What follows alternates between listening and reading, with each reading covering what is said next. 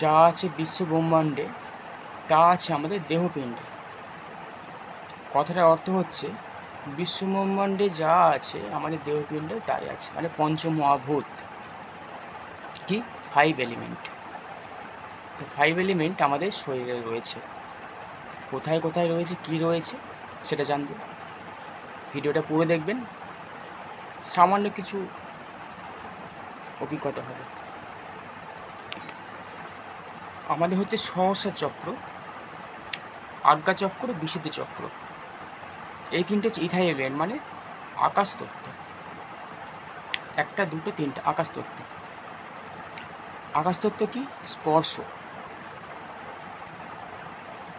এরপর হচ্ছে আমরা অনাহত চক্র, যেটা হচ্ছে বায়ু তত্ত্ব। এটা কি? স্পর্শও আছে, শব্দও আছে। মানে দেখবেন ডাক্তারবাবুরা যখন বুকে নলটা দিয়ে দেখে তখন তার শব্দ শোনে, মানে বায়ু এলিমেন্ট, মানে হাওয়া দেয় না, হাওয়া দিলে আমরা তাকে স্পর্শ করতে পারি, তার শব্দ শুনতে পারি, কিন্তু তাকে দেখতে পাই না। তো বায়ু এলিমেন্টের নিচে কি আছে? ফায়ার এলিমেন্ট, মানে অগ্নিতত্ত্ব।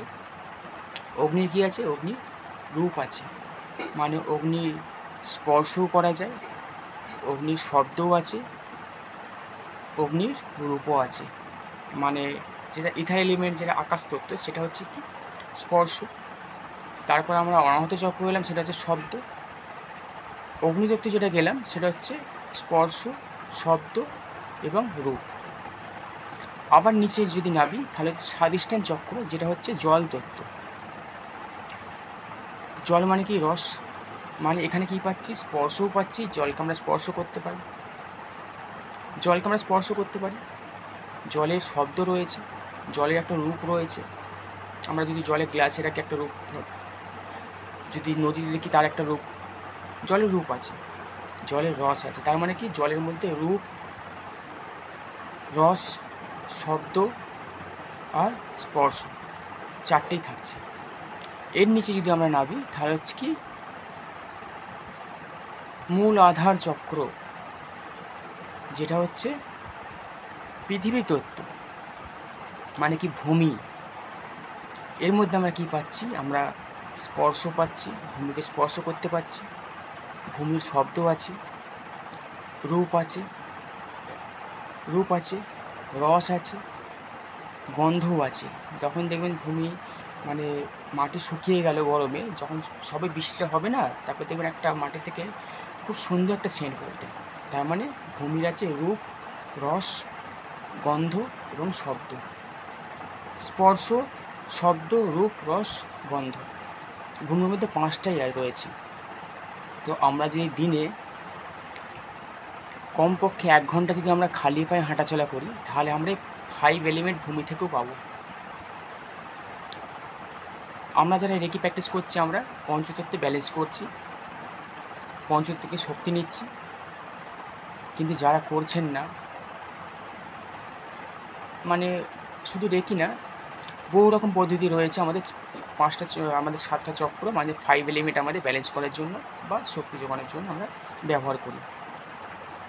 আমি যেরকম রেকি করি, এরকম বহু রকম পদ্ধতি আছে।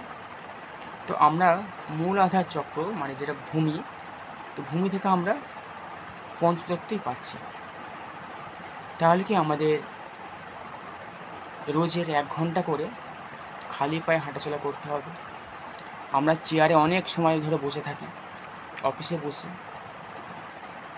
যদি আমরা সেই চেয়ারটা ছেড়ে একটু খালি পায়ে বা বুটটা খুলে বা মোজাটা খুলে চেয়ারে বসলেও আমরা বুটটা, মোজাটা খুলে আমরা পাটা একটু মাটিতে টাচ করে রাখতে পারি, তাহলে আমরা এখান থেকে স্পর্শ, শব্দ, রূপ, রস, গন্ধ সব কিছুই আমরা পাবো। আমরা ভালো থাকবো। নিউমোলজিতে নাম্বার 8 কি? Earth element. যার জন্ম তারিখের মধ্যে 8 থাকবে না, দেখবেন তাতে ব্যাক পেন হচ্ছে।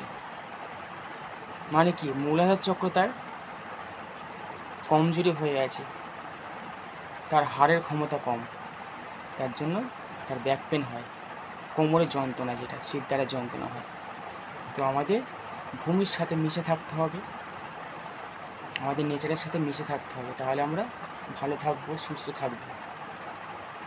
ছোট্ট একটা ভিডিও বানালাম, আপনাদের আশা করি ভালো লেগেছে। তো সকলেই ভালো থাকবেন, সুস্থ থাকবেন।